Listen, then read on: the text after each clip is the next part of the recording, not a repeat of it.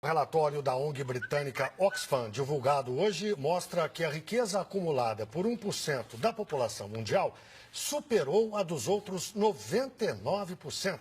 A correspondente Gisele Garcia tem as informações. Segundo o relatório da Oxfam, 62 bilionários têm o mesmo dinheiro que a metade da população mundial, 3 bilhões e meio de pessoas.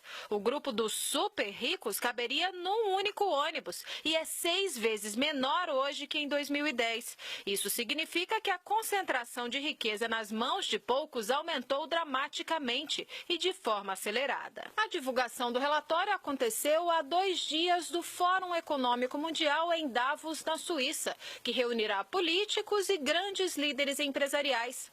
A crescente desigualdade é um dos temas em destaque, agravada pelas dificuldades enfrentadas pela economia mundial e pela desaceleração de países emergentes como o Brasil. A Oxfam pede ação urgente dos líderes para combater a desigualdade e evitar que a metade mais pobre da população mundial perca ainda mais riqueza. Para isso, segundo a organização, é necessário ampliar os investimentos em serviços públicos de qualidade, aumentar o salário mínimo dos trabalhadores e combater a evasão de impostos que impede que o dinheiro chegue aos que precisam. Segundo pesquisa divulgada no ano passado pela rede de pesquisa britânica Tax Justice Network, brasileiros ricos têm mais de 1,5 trilhão de reais guardados em paraísos fiscais para evitar o pagamento de impostos.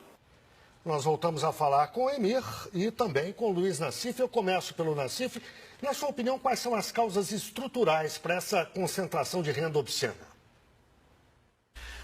Guilherme, houve uma cooptação do mundo acadêmico, especialmente nos Estados Unidos, a partir dos anos 70, principalmente, com o fim da vinculação aí do dólar ao padrão ouro. E dentro da ideologia que foi criada, se criou, digamos, a fantasia de que se você liberar o capital, permitir a concentração de renda, esse dinheiro vai ser melhor aplicado, vai aumentar a eficiência da economia e os resultados serão repartidos.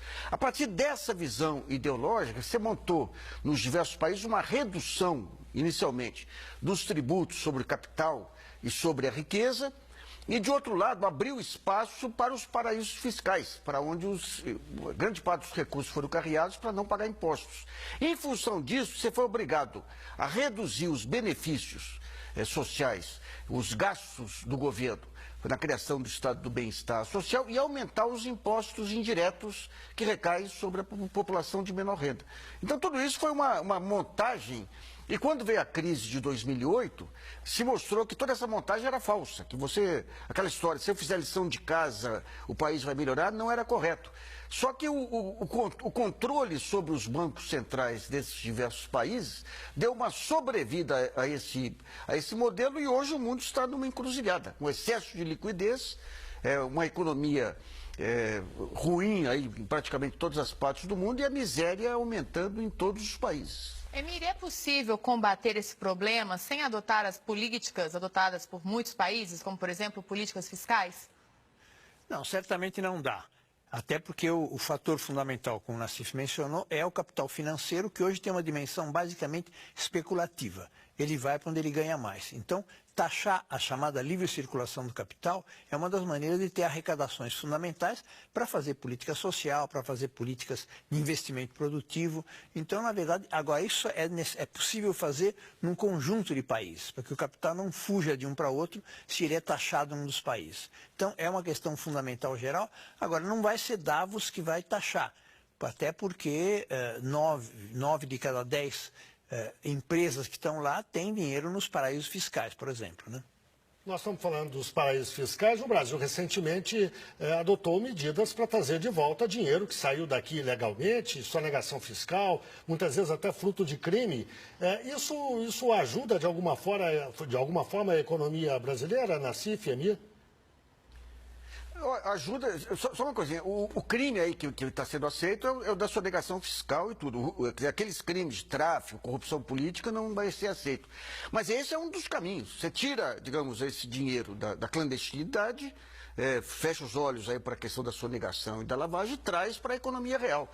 No fundo, o grande problema que você tem na economia mundial é esse volume monumental de capital de um lado, não tendo onde aplicar do outro. Por exemplo, você tem as obras de infraestrutura, que são um caminho que está sendo redescoberto aí em todos os países para reativar a economia, mas você precisa jogar o capital junto com o investimento em infraestrutura. Enquanto isso não ocorre, você tem esse dinheiro que vai render como? Vai render em cima de juros da dívida pública, daqueles países que pagam juros exorbitantes, como é o caso do Brasil. Então, você trazer esse dinheiro para a economia real é um dos caminhos. Emílio, rapidamente, os paraísos fiscais não são um incentivo para essa concentração de riqueza? Absolutamente, escandalosamente, porque são fugir da taxação de um país e tem um lugar que aluga o seu espaço e o território para ter investimentos com rentabilidade sem pagar imposto. É um escândalo internacional que está sendo muito suavemente coibido, mas continua a correr solto. As proporções de capitais que estão lá, inclusive de brasileiros, são escandalosas. Há a sonegação brasileira e há a sonegação também feita lá fora nos paraísos fiscais. Emir Sader, Luiz Nassif, obrigado. Uma boa noite a vocês.